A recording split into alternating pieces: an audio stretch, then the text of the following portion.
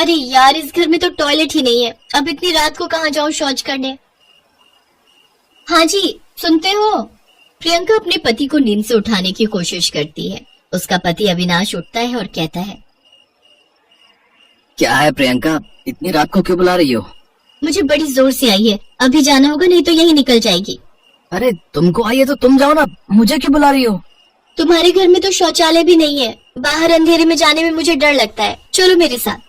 प्रियंका ने जबरदस्ती अविनाश को उठाया। अविनाश हाथ में टॉर्च लेकर प्रियंका के साथ घर से थोड़ी दूर एक जंगल में चला आया। प्रियंका जंगल में शौच करने बैठ गई और अविनाश उसके पास में ही खड़ा रहा। अरे ये सब मुझे क्या क्या करना पड़ रहा है? करना तो पड़ेगा ही, घर में शौचालय नहीं है तो शादी क्यों की? अविनाश कुछ नहीं बोल पाया। शादी से पहले जब बातचीत चल रही थी तब प्रियंका ने अविनाश से शौचालय की बात की थी। अविनाश ने उसके पिता हरिहर को ये बताया भी था, लेकिन ये सुनते ही हरिहर गुस्सा हो गया था। क्या ये तुम कह भी कैसे सकते हो? इस आंगन में कभी शौचालय नहीं बनेगा और कभी मुझसे ऐसी बेतुकी बात मत करना। अविनाश चुप हो गया था। अविनाश और प्रियंका कॉलेज में एक ही साथ पढ़ते थे। प्रियंका शहर की लड़की है, उसे इन सब चीजों की आदत नहीं है। उसे हमेशा रात को ही जाना होता है, इसलिए उसके लिए परेशानी कई गुना बढ़ गई है। काम खत्म करके प्रियंका और अविनाश घर जाकर सो जाते हैं। सुबह प्रियंका उसकी सास वसुंधरा से कहती है, माँ जी, घर में शौचालय न होने के कारण मुझे रात को बाहर जाना पड़ता है, इसके बारे में क्या कुछ नहीं किया जा सकता? तो सुबह सुबह मेरे साथ चलना, रात को ही करने की क्या जरूरत है? अरे माँ जी, ये प्रेशर क्या किसी को पूछ कर आता है? और मुझे बचपन से ही रात को जाने की आदत है। तभी वहाँ पर प्रियंका का ससुर हरिहर चला आया और उसने कहा, तो आदत बदलनी पड़ेगी बहू, इस घर में शौचालय नहीं बनेगा, बता रहे हैं। इस गांव में किसी भी घर में शौचालय नहीं है। हाँ, उन लोगों को तो कोई तकलीफ नहीं हो रही है। प्रियंका ने बात को नहीं बढ़ाया। उसने कई बार अविनाश को ये बताने की कोशिश की, लेकिन अविनाश ने कहा, देखो मैं पिताजी के ऊपर कुछ नहीं बोल सकता। प्रियंका का दिल टूट गया। अरे यार, किस घर में शादी की है मैंने, इससे अच्छा तो कुंवारी रह जाती। उसने अपनी माँ को कॉल लगाया और सब कुछ बता दिया। उसकी माँ जानकी ने कहा, देखो बेटी, सिर्फ इस वजह से तो रिश्ता नहीं तोड़ सकते हम। तुमने ही लड़का पसंद किया था, अब भुगतो। अरे माँ, अब तुम भी ताना मारोगी क्या? कुछ आइडिया तो दो कि कैसे इन लोगों को मनाया जाए।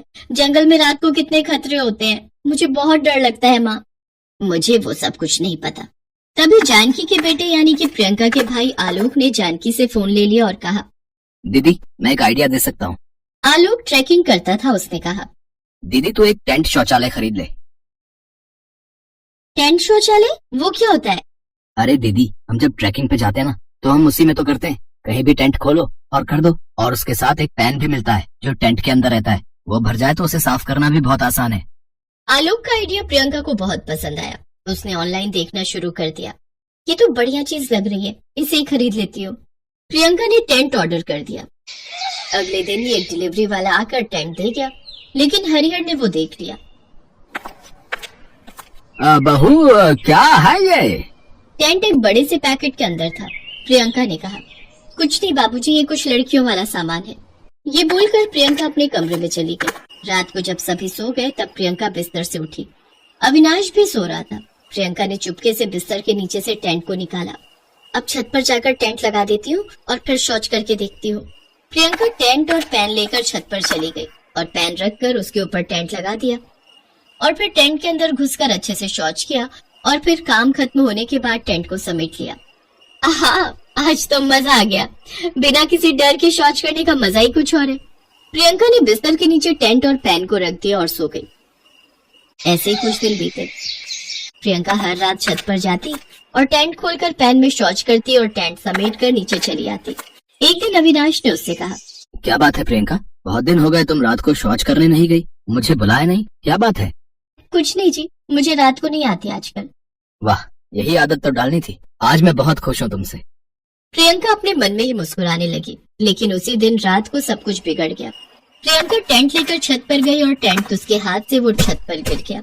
टेंट के गिरने से थोड़ी आवाज हुई।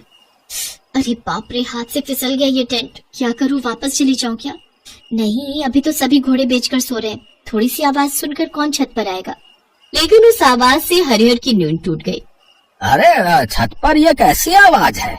चोर वोर का चक्कर तो नहीं है? हरिहर सीढ़ियों से छत पर गया और देखा कि प्रियंका टेंट के अंदर घुस रही है। बहू, तुम यहाँ क्या कर रही हो? इतनी रात को ये टेंट क्यों लगा रही हो छत पर? प्रियंका डर गई, वो कुछ बोल नहीं पाई। हरिहर ने टेंट के अंदर शौच करने वाला पैन देख लिया और वो बहुत गुस्सा हो गया। ये क्या, तुम टेंट लगाकर शौच करती हो, वो भी छत पर? तुम्हारी हिम्मत कैसे हुई ये करने की?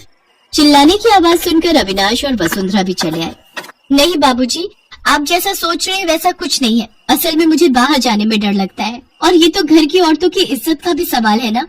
तुम कहना क्या चाहती हो? इस गांव की किसी भी औरत की इज्जत नहीं है। सुनो बहू, तुमने मेरी बात न मानकर बहुत बड़ी गलती कर दी है। अब इस घर में तुम्हारे लिए कोई जगह नहीं है। सुबह होते ही तुम अपने मायके चली जाना।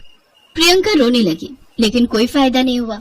वो अपने कमरे में जाकर कपड़े बैग में भरने लगी। हरिहर भी अपने कमरे में चला गया, लेकिन तभी उसका पेट दर्द करने लगा। पेट में दर्द हो रहा है, लगता है मुझे शौच करने जाना होगा। हरिहर एक टॉर्च लेकर घर से निकल गया और जाकर टॉर्च बांधकर जंगल में ही बैठ गया। आसपास ही एक सांप घूम रहा था।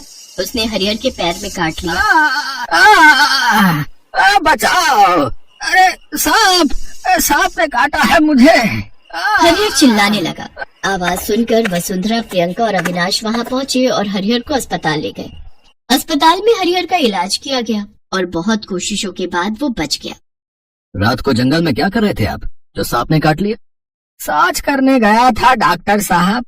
बाहर शौच करने जाते हैं आप लोग? ये तो बहुत ही गंदा काम करते हैं। बाहर शौच करना अच्छी बात नहीं है, उससे और भी बीमारियां होती हैं। यही तो समझाने की कोशिश कर रही थी मैं बाबूजी। तुम सही थी बहू। अब मुझे समझ में आ गया है कि घर में शौचालय की कितनी आवश्यकता है। कल से ही हमारे घर में शौचालय बनेगा। अगले ही दिन से घर में शौचालय बनना शुरू हो गया और कुछ ही दिनों में शौचालय बनकर तैयार हो गया। सभी बहुत खुश हुए। प्रियंका की खुशी का तो ठिकाना ही नहीं रहा। उन लोगों की देखा देखी गांव के सभी घरों में शौचालय बन गए और सभी शांति से शौच करने लगे।